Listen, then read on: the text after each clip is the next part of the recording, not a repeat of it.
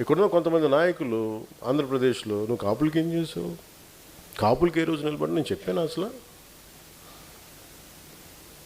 నాకు ఎంత విసుకొస్తుంది, మీరు ఎందుకు ఇంత దిగజారుస్తారు నిజంగా. వాళ్ళు ఒకసారి ఈ రోజున సభాముఖంగా వాళ్ళందరికీ చెప్తున్నాయి మాట్లాడండి, మీకు కూడా చెప్పాలి. ఒకసారి మీరు అనిపిస్తారు ఎందుకు మాట్లాడమంటే ఈ సందర్భాన్ని పురస్కరించుకొని నన్ను విమర్శించే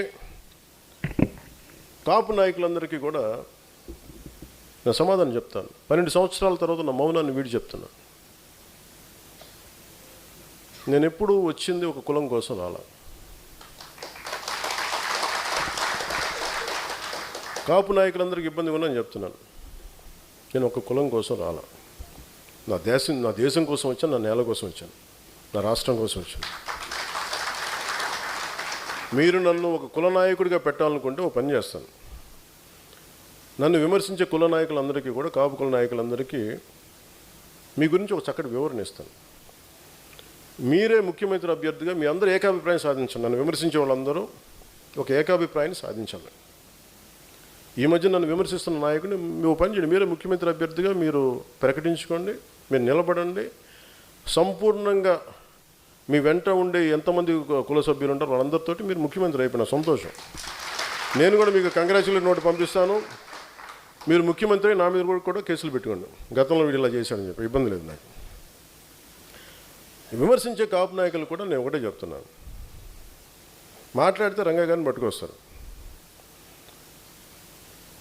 జనసేన కూర్చోబెట్టి టీడీపీ కమ్మాయిలు మాట్లాడుతుంటారు. నేను చెప్తాను, మీరు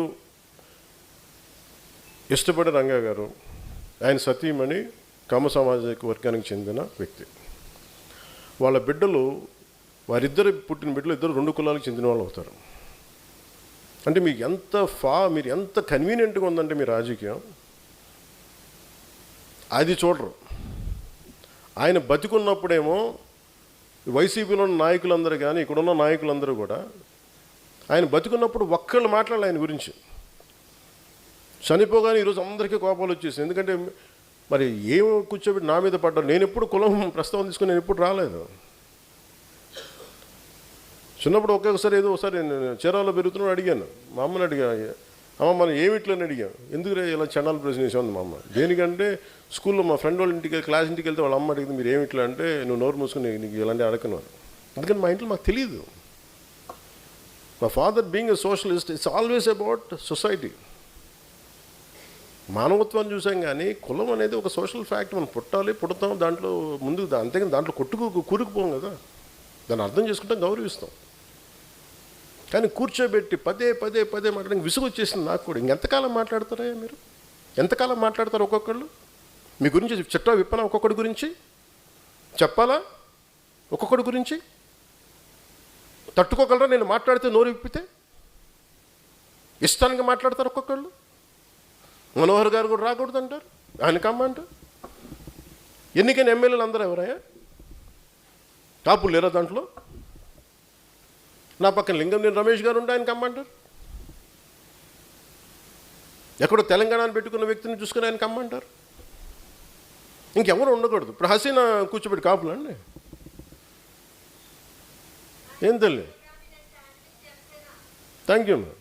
నేను చెప్తున్నా, అంటే నేను చెప్పేది అరే దాటి మాట్లాడదాం, కులాలు మతాలు దాటి వెళ్దాం, ఒకే అర్థం చేసుకుంటాం, మాట్లాడతాం, ప్రతి సమస్యను మాట్లాడతాం. అంటే కూర్చోబెట్టి ఇంకా తగ్గి నాకు విసుగు వచ్చేసింది. ఇంకా నాకు ఓట్లు ఉంటే ఉంటాయి, పోతే పోతాయి.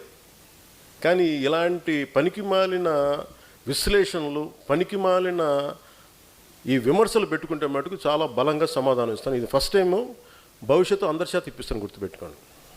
మీ నోళ్ళు మూతపడే వరకు, ఇంకొకసారి నా గురించి మాట్లాడాలంటే మీ నోళ్ళు మూతపడే వరకు అందరి చేత మాట్లాడిస్తాను, గుర్తుపెట్టుకోండి. ఇంకా సభ్యత సంస్కారం కాదు అని చెప్పి నేను మాట్లాడలే. ఇంకా మీరు స్థాయి దాటేశారు. మీరు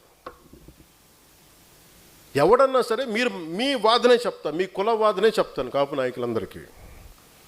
మిగతా కులాల్లో చూసారా ఎక్కడన్నా? జగన్ గారి సామాజిక వర్గంలో చూసారా వాళ్ళ కులం నుంచి కూర్చున్న నాయకులు మాట్లాడారు ఎప్పుడన్నా? నువ్వు ఓడిపోతే నీ పేర్లు మార్చుకుంటాను ఎవరన్నా మాట్లాడారు? అట్లా ఎవరు మాట్లాడారు? అట్లా మాట్లాడతారు. చంద్రబాబు గారి గురించి మాట్లాడారు, నువ్వేం చేసావు కమ్మవారికి అని మాట్లాడతారా? మాట్లాడరు. మీరు మాట్లాడతారు. అసలు మీరు ఒకసారి లోపల ఆలోచిస్తారా?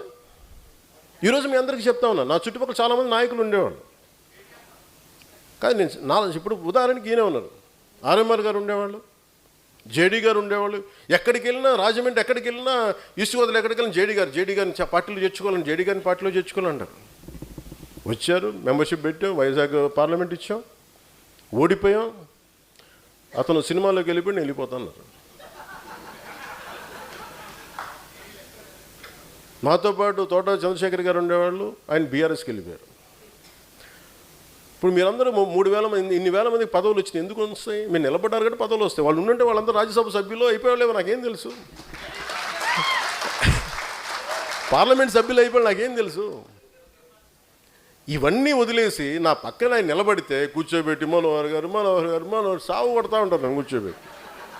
నేను మీకు ఈరోజు చెప్తున్నా, నన్ను విమర్శించే కాపు నాయకులందరికీ నేను మనోహర్ గారిని పెట్టుకుంటాను. మీరు ఏం చేస్తారో చేసుకోండి. ఎందుకంటే అలాగే మీకు నా పక్కన రమేష్ గారు ఉన్నారు. ఆయన ఎందుకు వచ్చారు? నేను గెలిచినప్పుడు రాలా. 2014 తర్వాత నేను కులాల ఐక్యత అనే ఒక సామాజిక సత్యాన్ని ఆయన అర్థం చేసుకున్న వ్యక్తి. ఆయన అన్నది ఏంటంటే,